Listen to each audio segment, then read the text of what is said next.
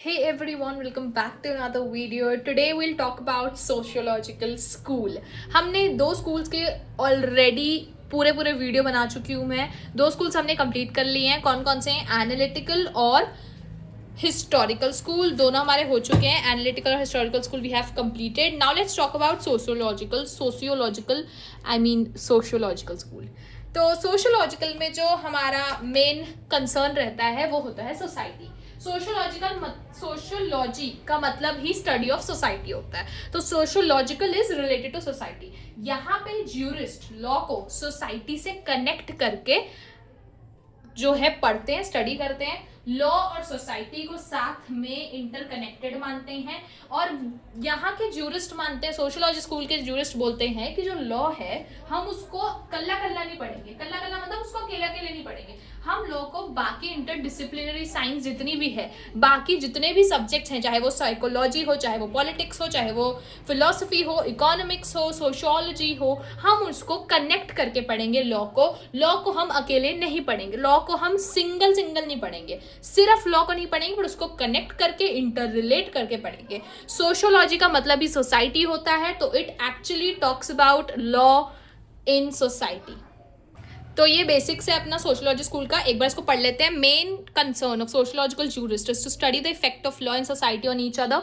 मैंने आपको भी बताया सोशियोलॉजिकल स्कूल मेनली कंसर्न होता है सोसाइटी और लॉ के साथ. एक दूसरे के इफेक्ट्स क्या हैं उनके ऊपर, उसके साथ. Exponent of this school consider law as a social phenomena. ये मानते हैं कि लॉ जो है वो एक सोशल फेनोमेना, मतलब एक सोशल इंसिडेंट है, एक सोशल पॉइंट है. And next is they are mainly concern with relationship of law to other contemporary social institutions. जो अलग हमारे साथ साथ सोसाइटी में चीज़ें चल रही, जैसे कि फैमिली हो गया और पॉलिटिक्स हो गया और सोशल रिएक्शंस हो गए, इनके साथ लॉ को डील करके पढ़ते हैं. लॉ को हम साथ में रिलेट करके पढ़ते हैं इन सब चीज़ों के साथ. Mainly concerned with relationship of law to other contemporary social institutions. Supporters of sociological jurisprudence linked law with. मैंने बताया ना, ये बोलते हैं कि लॉ को हम अकेला नहीं पढ़ेंगे. लॉ को हम साथ में पूरे जत्थे के साथ, पूरे ग्रुप के साथ पढ़ेंगे, पूरे कलेक्टिवली पढ़ेंगे. किन किन के साथ पढ़ेंगे? साइकोलॉजी के साथ पढ़ेंगे, फिलोसफी के साथ पढ़ेंगे, इकोनॉमिक्स, पॉलिटिकल साइंस, सोशियोलॉजी, इन सब के साथ पढ़ेंगे हम लॉ को इन सबसे रिलेट करके पढ़ेंगे. तो ये था अपना सोशियोलॉजिकल स्कूल का ब्रीफ सा इंट्रो कि what does this school talks about, what are the jurist concerned with in this school. Now let's move forward to हम किन किन ज्यूरिस्ट के बारे में आज बात करने वाले हैं. देखो, सोशियोलॉजिकल स्कूल में 3 ज्यूरिस्ट मैं पढ़ाऊंगी. पहला है Leon Duguit, Eugen Ehrlich and Roscoe Pound. मैं इनकी प्रोनाउंसिएशन अपने तरीके से तो ठीक ही कर रही हूँ. अगर इनकी प्रोनाउंसिएशन कुछ और है तो आई डोंट नो. मेरे आई थिंक यही होनी चाहिए, but if it's not then it's fine, totally I am sorry for that. तो सबसे पहले अपना लियोन डुगीट, उसके बारे में विल टॉक अबाउट फर्स्टली. बाद में जो लास्ट के 2 हमारे ज्यूरिस्ट हैं वो हम नेक्स्ट वीडियो में पढ़ेंगे. तो लियोन डुगीट के बारे में बात करते हैं. सबसे पहले दिस इज आर लियोन डुगीट. ये रहा अपना लियोन डुगीट. तो देखो, जो ये लियोन है, he is a French jurist and he was a constitutional law का professor in University of Bordeaux. Constitutional law इसने पढ़ाया था एक यूनिवर्सिटी पे. और ये कहाँ का ज्यूरिस्ट है? फ्रांस का फ्रेंच ज्यूरिस्ट है. 4 एस्पेक्ट में इसके व्यूज सोशियोलॉजिकल स्कूल में डिवाइड किए मैंने. पहला है डॉक्ट्राइन ऑफ सोशल सॉलिडरिटी. दूसरा है law to secure and serve social solidarity. Third is theory of justice. And lastly views of state sovereignty and its functions. 4 aspect में मैंने इसके व्यूज डिवाइड किए. देखो, ये डिवाइड करके पढ़ना इजी होता है ज्यूरिस्प्रूडेंस में, बिकॉज आप लेंथी तो है ही ज्यूरिस्प्रूडेंस, कंटेंट तो बहुत ही है पढ़ने के लिए ज्यूरिस्प्रूडेंस में, बट उसको डिवाइड करके पढ़ोगे तो it will be more easy to grasp. तो सबसे पहले बात करते हैं हम डॉक्ट्राइन ऑफ सोशल सॉलिडरिटी के बारे में. अब सोशल सॉलिडरिटी का मतलब होता है सबको साथ लेके चलना, है ना. जैसे मैंने आपको बात की, वो लॉ को अकेले नहीं मानते, सोसाइटी के साथ ही मानते हैं. सोसाइटी में ही लॉ है, तो सबको साथ लेके चलने वाला डॉक्ट्राइन जो है लियोन डुगीट ने बोला. उसने बोला कि लॉ का जो कोर है, जो लॉ का एसेंस है, वो है interdependence of man. Interdependence of man मतलब एक आदमी दूसरे मैन पे डिपेंडेंट है. हम सोसाइटी में एज अ होल एक दूसरे पे बहुत ज़्यादा डिपेंडेंट है. हर individual has its existence owing to its membership in the society. आप एग्जिस्ट ही करते हो क्योंकि आप सोसाइटी में रहते हो. बोलते हैं ना man is a social animal, it's a saying that man is a social animal. क्यों बोलते हैं? क्योंकि आप सोसाइटी के बिना, आप लोगों के बिना नहीं एग्जिस्ट कर सकते। आपका एग्जिस्टेंस ही सोसाइटी से रिलेटेड है, सोसाइटी के कोर में है।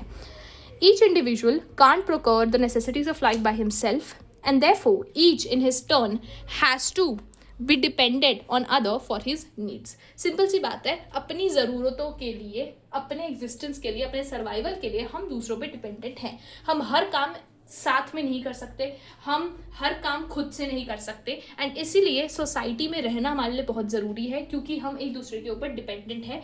ये था हमारा डॉक्ट्राइन ऑफ सोशल सॉलिडरिटी जो लियोन ने बात की। Next, Leon Digit further states that law also serves the same end. Law is a rule that men obey, not by the virtue of any higher principle, but because they have to live as a member of society. इसने बोला कि law भी इसी काम के लिए बनाया गया है। लॉ हम इसलिए फॉलो नहीं करते क्योंकि हमें किसी हायर अथॉरिटी का डर है, या क्योंकि हम हायर अथॉरिटी के अंदर आते हैं, गवर्नमेंट के अंदर आते हैं, इसलिए हम फॉलो नहीं करते लॉ हम इसलिए फॉलो करते हैं बिकॉज हमें एज मेंबर ऑफ सोसाइटी रहना है। अगर हम लॉ फॉलो नहीं करेंगे तो हमें जेल भेज दिया जाएगा, हमें कन्फाइनमेंट में डाल दिया जाएगा, वहां भी अकेले रहना पड़ेगा फिर। तो हम सोसाइटी में एक्सेप्टेबल हों, सोसाइटी हमें एक्सेप्ट करे, सोसाइटी हमें जो है आइसोलेट ना कर दे, इसलिए हम उस डर से हम लॉ फॉलो करते हैं, ना कि किसी अथॉरिटी गवर्नमेंट के डर से। ये कौन बोलता है? ये हमारा लियोन डिगिट बोलता है। ओके, लियोन डिगिट बोलता है कि लॉ भी इसीलिए बनाया गया है कि लोग सोशली एक्सेप्टेबल रहें। तो उस रूल्स को फॉलो करना बहुत ज़रूरी बन जाता है जब आपको सोसाइटी में रहना है। किन रूल्स को? लॉज को, क्योंकि लॉ ही रूल है, रूल ही लॉ है। तो लॉ को फॉलो करना इससे ज़रूरी बन जाता है बिकॉज इंसान को सोसाइटी में रहना है।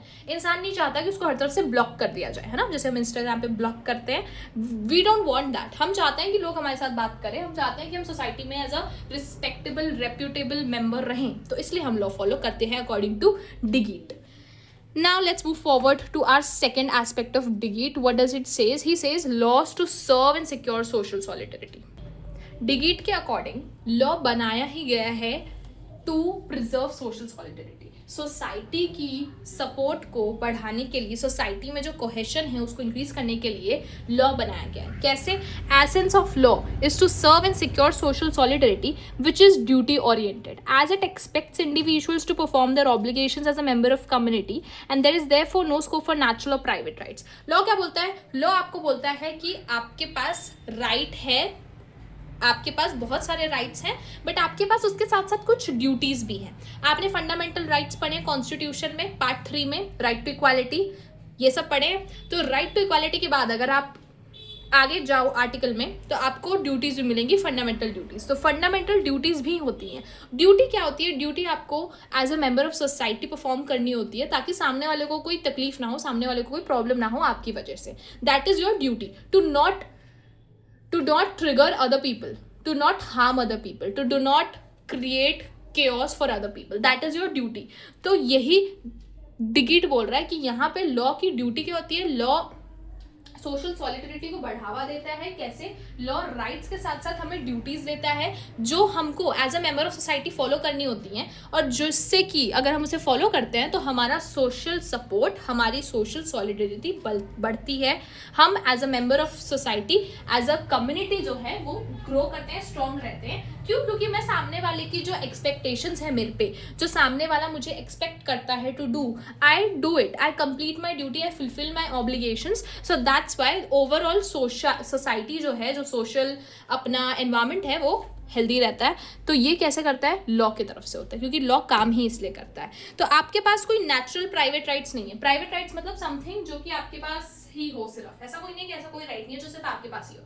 नहीं, सबके राइट्स इंटर रिलेटेड है, सबकी ड्यूटीज इंटर रिलेटेड है। Where there is a right there is a duty. ये आपने जूरिस्प्रूडेंस में ही आप आगे पढ़ोगे, जहाँ राइट आती है वहाँ ड्यूटी आती ही है। तो कोई ऐसा राइट नहीं है जो सिर्फ आपके पास ही हो या जो सिर्फ राइट ही हो। आपकी ड्यूटी भी होती है और आपकी राइट्स भी होते हैं। तो that's what Leon is trying to say here. Let's move forward to our next aspect is theory of justice. Justice के बारे में लियोन डिगीट क्या बोलता है? वो बोलता है justice in terms of fulfilment of social needs and obligation. वो डिफाइन करता है जस्टिस को कि जस्टिस का मतलब ये होता है कि जब सोशल नीड्स और ऑब्लिगेशंस फुलफिल हो रही हो हर किसी की, उसी को जस्टिस मानता है Duguit. State regulations should be directed towards achieving the ends of social and economic justice for common good. State regulations मतलब जितने भी लॉज हैं, जितनी भी लेजिस्लेशन है, वो डायरेक्ट होनी चाहिए, वो गोल्ड होनी चाहिए towards achieving economic justice and social justice. हर किसी के लिए जस्टिस अचीव करने के लिए वो फोकस होनी चाहिए. क्या होनी चाहिए focus? State regulations. He considers justice as a social reality, its root being in the society itself and not in the will of sovereign. वो बोलता है कि जो जो जस्टिस है वो एक सोशल रियलिटी है. रियलिटी कैसे है कि वो सोसाइटी में ही उसकी रूट्स है, सोसाइटी से ही वो ओरिजिनेट हुआ है. जो जस्टिस है वो सोसाइटी से ही ओरिजिनेट हुआ है और ना कि सॉवरन से. सॉवरन कौन होती है? गवर्नमेंट, है ना. सॉवरन है हमारा स्टेट. तो स्टेट या गवर्नमेंट, ये जो सॉवरन है उसने हमें जस्टिस नहीं दी है. जस्टिस ऑलरेडी सोसाइटी में था, हमेशा से सोसाइटी में ही रहा है. तो इसलिए डिगीट के हिसाब से justice is a social reality. Okay, तो जस्टिस क्या होता है? जब सोसाइटी की नीड्स और ऑब्लिगेशंस फुलफिल हो, वही सोसाइटी के लिए जस्टिस है according to Duguit. Now last aspect है हमारा उसका व्यू ऑन स्टेट सॉवरेनिटी और उसके फंक्शंस. स्टेट मतलब यहाँ पे ही is talking about our India as a country.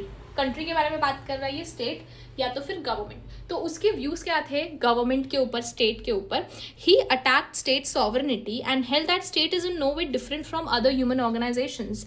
Therefore its activity should be judged from the POV, point of view of social solidarity and common good of the society. उसने बोला कि जो state है, जो गवर्नमेंट है, जो country है, वो सोसाइटी में ही है, उसी का पार्ट है. तो हम उसको भी सोसाइटी के बाकी इंस्टीट्यूशंस की तरह ही जज करेंगे. हम उसकी भी जो वो गलत एक्शंस ले रहा है, उसकी भी जो एक्टिविटीज़ हैं, उसकी भी जो एक्शंस हैं और एक्टिविटीज़ और उसके जो डिसीजंस हैं, हम उसको भी उतना ही क्रिटिसाइज करेंगे, उसको भी उतना जज करेंगे जितना कि वो सोसाइटी के लिए अच्छी होगी. और जहाँ अच्छी नहीं होगी, जहाँ वो सोसाइटी का गुड नहीं करेगी, सोसाइटी को बेनिफिट नहीं करेगी, वहाँ हम उसको उसके खिलाफ जो है रिवॉल्ट करेंगे. आगे आपको बताया जाएगा कि डिगीट रिवॉल्यूशन में भी बिलीव करता था कि जब सोसाइटी के लिए स्टेट अच्छा नहीं है, जब गवर्नमेंट सोसाइटी को बेनिफिट नहीं कर रही है ना, अगर कोई भी गवर्नमेंट सोसाइटी के लिए अच्छे रूल्स नहीं बना रही, सोसाइटी को बेनिफिट नहीं कर रही, सोसाइटी को डेवलप नहीं कर रही, तो क्या करेंगे हम उस गवर्नमेंट के अंदर अगेंस्ट रिवॉल्ट करेंगे, उस गवर्नमेंट के अगेंस्ट रिवॉल्यूशन लाएंगे और उस गवर्नमेंट को वहाँ से हटाएंगे ताकि एक ऐसी गवर्नमेंट ला सकें जो कि एक्चुअल में सोसाइटी के लिए बेनिफिशियल है. तो वो यही बोलता था कि सोसाइटी जो हमारा स्टेट है, हम उसको सोसाइटी के लिए वो कितना अच्छा कर पा रहा है उसके पैरामीटर से ही जज करेंगे. He favored minimization of state functions and decentralization of state power. State power का जो centralization है, मतलब जो state के पास इतनी सारी power होती है, पार्लियामेंट के पास जितनी भी पावर्स होती हैं, जितनी भी गवर्नमेंट के पास पावर होती है पूरा कंट्री को चलाने की, उसका वो बोलता था कि उसको डिसेंट्रलाइज करो. मतलब एक ही जगह सारी पावर एक ही बंदे में मत दे दो, सारी पावर एक ही पोजीशन में मत दे दो, क्योंकि फिर वो मिसयूज करेगा उस पावर का. जब किसी पर्सन के पास हद से ज़्यादा पावर हो जाती है, तब वो पर्सन उस पावर का मिसयूज करता है. तो इसलिए डिगीट बोलता था कि जो ये पावर है ये डिसेंट्रलाइज होनी चाहिए, मतलब कि ये पावर वेल डिस्ट्रीब्यूटेड होनी चाहिए और स्टेट के पास इतनी आर्बिट्ररी जो है पावर्स नहीं होनी चाहिए. फिर उसके बाद he justified people's revolution and way state failed to further the cause of social solidarity. वो बोलता था कि लोगों को रिवॉल्ट करना चाहिए, लोगों को अपनी मांगे रखनी चाहिए और लोगों को प्रोटेस्ट करना चाहिए जहाँ पे भी कंट्री या स्टेट या गवर्नमेंट उनकी मांगे नहीं पूरी कर पाए, जहाँ वो कंट्री उनके सोशल नीड्स नहीं फुलफिल कर पाए या फिर उनको बेनिफिट ना कर पाए, एडवांटेज ना दे पाए, वहाँ पे आपको प्रोटेस्ट करना चाहिए, वहाँ पे आपको रिवॉल्ट करना चाहिए. ये भी लियोन बोलता था कि people should revolt whenever the state is not able to provide them with the benefits and with their needs, with the obligations they are bound to perform. ये डिगीट बोला है. तो ये इसके व्यूज थे ऑन स्टेट सॉवरेनिटी और उसके functions के ऊपर. ये हमारे 4 एस्पेक्ट है डिगीट के. Okay, so what did we dealt about? 4 हमने एस्पेक्ट पर बात किया. पहला था I think doctrine of social solidarity था सबसे पहले. फिर था अपना थ्योरी ऑफ जस्टिस. एक था हमारा कि लॉ को सर्व करना चाहिए the ends of social solidarity, and lastly we dealt with his views of on state के बारे में उसकी क्या व्यूज़ थे। तो ये 4 एस्पेक्ट्स के बारे में हमने बात कर ली है लियोन डिगीट के बारे में। हमारा नेक्स्ट ज्यूरिस्ट जो है वो हम नेक्स्ट वीडियो में डील करेंगे उसके साथ। That's it, thank you for watching the video.